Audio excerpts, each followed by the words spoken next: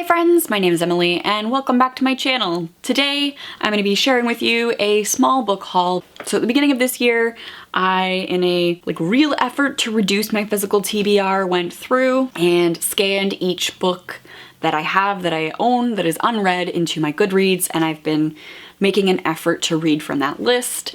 And yet somehow in the first 2.5 months of 2020, I have managed to accumulate some books. So the first book that I have here is In the Dream House by Carmen Maria Machado. This is a memoir that plays with fiction. I'm reading it for March, actually. I'm reading it right now because I wanted to explore women's horror literature. March has International Women's Day in it, and I am reading exclusively women all month.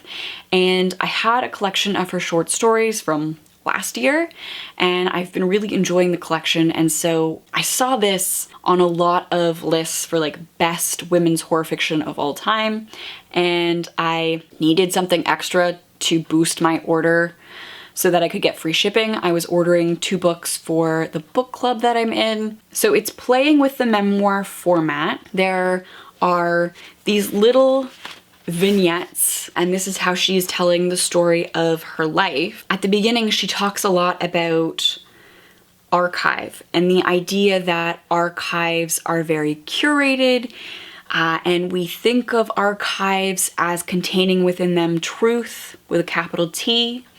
This is me paraphrasing, but because archives are curated by humans, they are always necessarily just one of many truths, and how, I guess, flawed an archive is. And so I think what this is doing is riffing on that idea of an archive of truths, that's hard to say, and telling her life story in little vignettes as she builds an archive, or a version of an archive. And I'm fascinated to see how this goes because it shows up on horror lists and yet it is somebody's life. The next book I have here, I sort of impulse bought. I had known nothing about it, but Caitlin Doty hasn't put out anything in a little while, and so I was looking at her books, seeing if Will the Cat Eat My Eyeballs is out in paperback yet. It's not.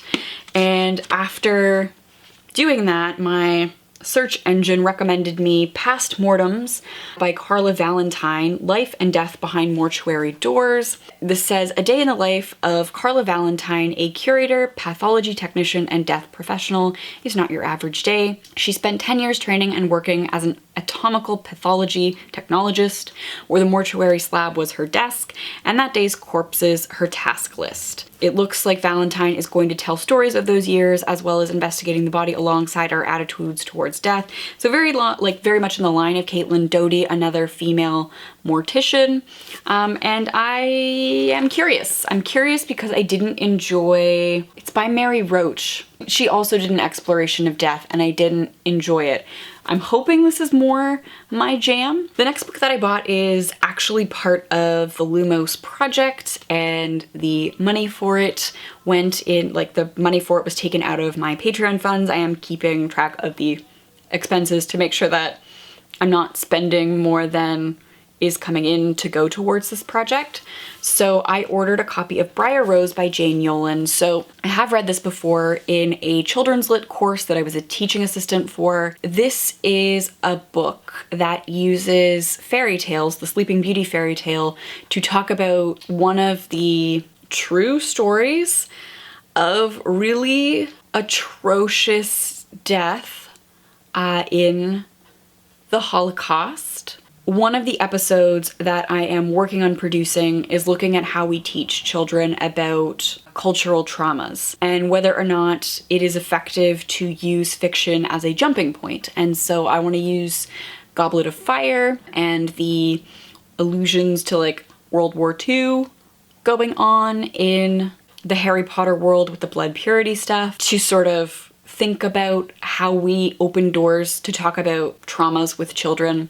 And then I want to look at a Jewish writer who is using fantasy literature, I guess not fantasy, fantasy fairy tale literature to do a similar thing. I want to reread this and incorporate it into those episodes. The next book that I bought, total impulse buy, and I'm so jazzed for it.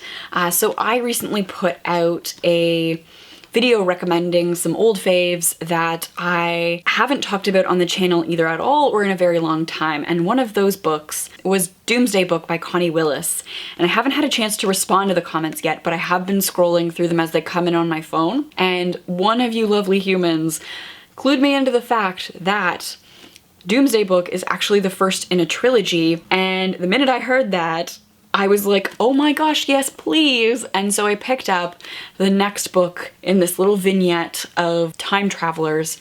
And this is to say nothing of the dog. Ned Henry is badly in need of rest. He's been shuttling between the 21st century and the 1940s, searching for a Victorian atrocity called the Bishop's Bird Stump. It's part of a project to restore the famed Coventry Cathedral destroyed in a Nazi air raid over 100 years earlier. But then, Verity Kindle, a fellow time traveler, inadvertently brings back something from the past.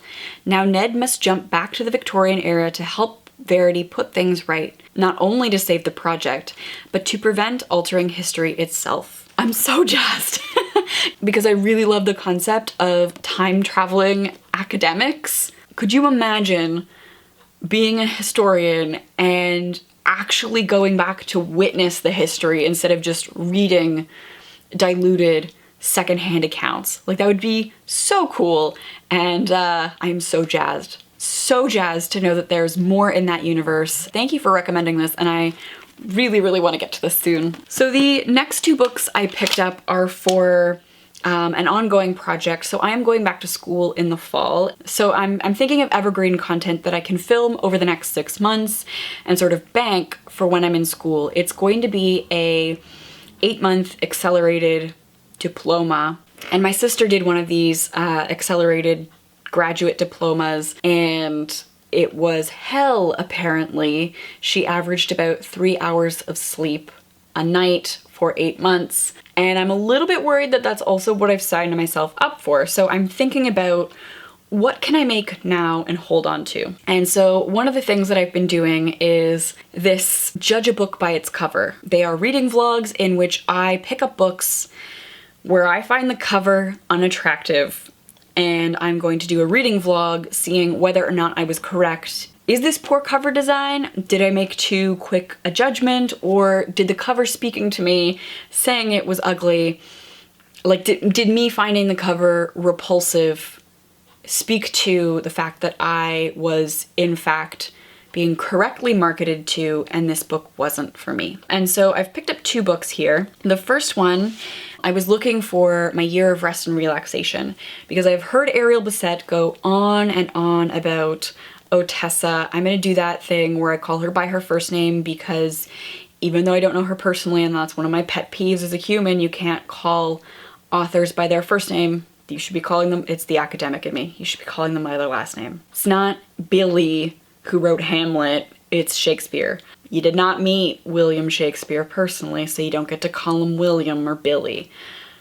God damn it, marking those essays as a TA made me want to die. I digress. I wanted to pick up the book that Ariel was really jazzed about, My Year of Rest and Relaxation. I'd been thinking about it for a while, but again, that cover didn't appeal to me. And then Noah on Instagram also mentioned, because I asked, like, who is your favorite female author on or around International Women's Day? And Noah mentioned that he was reading through Ottessa's body of works, or one of Ottessa's works, and it was phenomenal, and that he highly recommended it. And so I was like, all right, two people have now mentioned her. Let's see what we have in store. And so we had two in store. One of them had a flying saucer on it, and like the premise didn't interest me all that much. And that's part of this judge a book by its cover.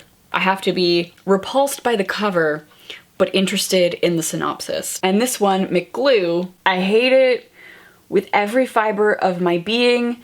It hurts my eyes to look at it. It's a choice. I personally think it's a bad choice, hence why it's included in this series. But the premise: Salem, Massachusetts, 1851. McGlue is in the hold, still too drunk to be sure of name or situation or orientation. He may have killed a man. That man may have been his best friend. Intolerable memory accompanies sobriety. A sail on the high seas of literary tradition, Ottessa Moshfegh gives us a nasty, heartless blackguard on a knife-sharp voyage through the fogs of recollection. Premise sounds interesting. It sounds a little bit horrific, a little bit macabre, a little bit dark, up my alley. This is the one. This is why I hauled it, and it's gonna go into like a backlog of content. The other book that I picked up for Judge a Book by its cover is a book that I hear a lot of people talk about quite positively, and that is Little Fires Everywhere by Celeste Ng. I hate the cover. We're looking at houses. I don't like the color palette. I don't like this blue. Everything about the cover in terms of design repulses me. It looks messy in like ways that this is like, if this was a single color and not this like neon green over red, I think this cover would be very aesthetically appealing, very clean and crisp, and probably would catch my attention with just like the simple icon of the knife. This cover looks to me like a hot mess, and like part of it are the like promotional stickers that have been permanently printed on the cover, part of it's the color palette, and like the trees and roads and houses and mess of words. I don't like it. But again, the plot sounds like something I would like. In Shaker Heights, a placid, progressive suburb of Cleveland, everything is planned. From the layout of the winding roads to the colors of the houses to the successful lives its residents will go on to lead. And no one embodies this spirit more than Eleanor Richardson, whose guiding principle is playing by the rules. Enter Mia Warren, an enigmatic artist and single mother who arrives in this idyllic bubble with her teenage daughter Pearl and a disregard for the status quo that threatens to upend this carefully ordered community. Suspicious of Mia and her motives, Elena is determined to uncover the secrets in Mia's past, but her obsession will come at unexpected and devastating costs. Little Fires Everywhere explores the weight of secrets, the nature of art and identity, and the ferocious pull of motherhood, and the danger of believing that following the rules can avert disaster. It sounds intriguing. It sounds messy. We have women's relationships, and yet I hate the cover. The next book I have here, I feel like will be really good resources in the long run because I am interested in doing more educational content. I just thought it would be fun to pick up and read these little blips to remind myself, because I have done a lot of research on both children's lit and fairy tales, but sometimes it's nice for like a little refresher, a little summary of what you've learned, and I am interested in the bibliographies in both of these. So I have Kimberley Reynolds, Children's Literature, A Very Short Introduction, and so it's exactly what it says on the tin. It is a short introduction to the topic. They make these on a lot of topics, but I picked up the two that sort of overlap with my research interests and what I probably will talk about on this channel again at some point. And instead of going through like the volumes, the many volumes of academic works or the articles that I've squirreled away, if I ever want to revise something or like brush up on something, I have these. The other one is The Fairy Tale by Marina Warner. The next book I picked up when I was in Ottawa. There is a used bookstore there called Black Squirrel, and yes, this time I did find the basement. That is a huge basement, and it is like insanely clean. I think they had just done some reorganizing because it was immaculate. It was the best used bookstore I think I have ever been in. Like some used bookstores you go into and you're like, how are you not condemned?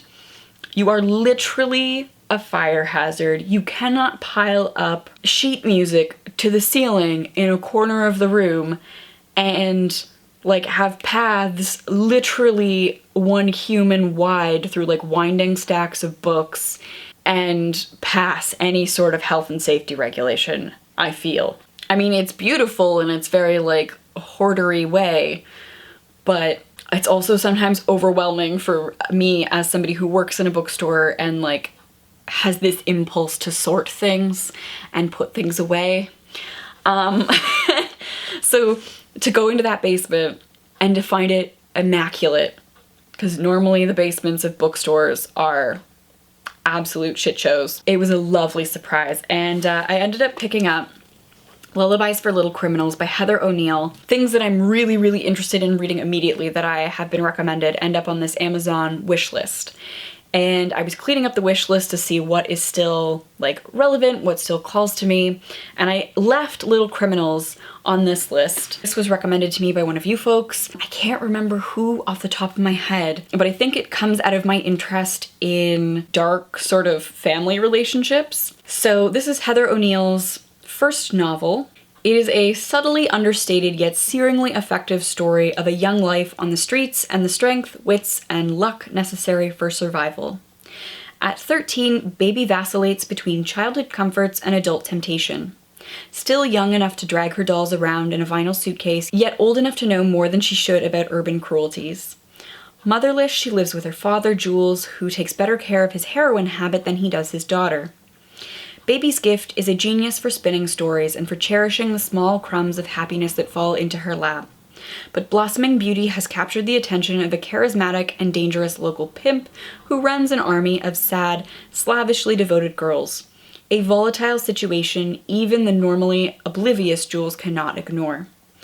And when an escape disguised as betrayal threatens to crush Baby's spirit, she will ultimately realize that the power of salvation rests in her hands alone. It's going to be a dark read. It definitely seems up my alley in terms of my interest in young adults. And I don't know that I want to say I'm excited for a child living on the streets with a heroin addict for a father. That's not the right word. I am looking forward to this, and I feel like it was a good find from Black Squirrel. The last book here I picked up, I actually pre-ordered because I saw the Coach House push for it in their newsletter, and that is Disfigured on Fairy Tales, Disability, and Making Space by Amanda Leduc. So this is what it says on the tin. I believe its own voices as well.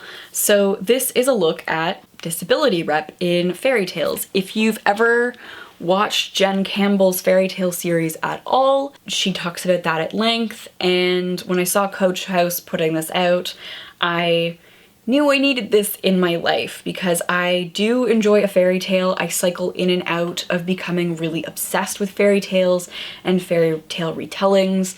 They are at the roots of a lot of the things that I'm interested in terms of my own research interests in children's literature, in fantasy literature, horror literature. The more you know, the better a human you can be, right? So why wouldn't I want to learn from Leduc as she explores these fairy tales and looks at disfigurement and disability in them? It's always important to read from different perspectives. So those are the books that I have hauled in basically the first quarter. Thank you, patrons, for making videos like this possible. Thank you for funding the purchasing of books for series like Lumos. I really, really appreciate that you do support this channel, that you enable me to purchase things for projects, for videos that I'm working on.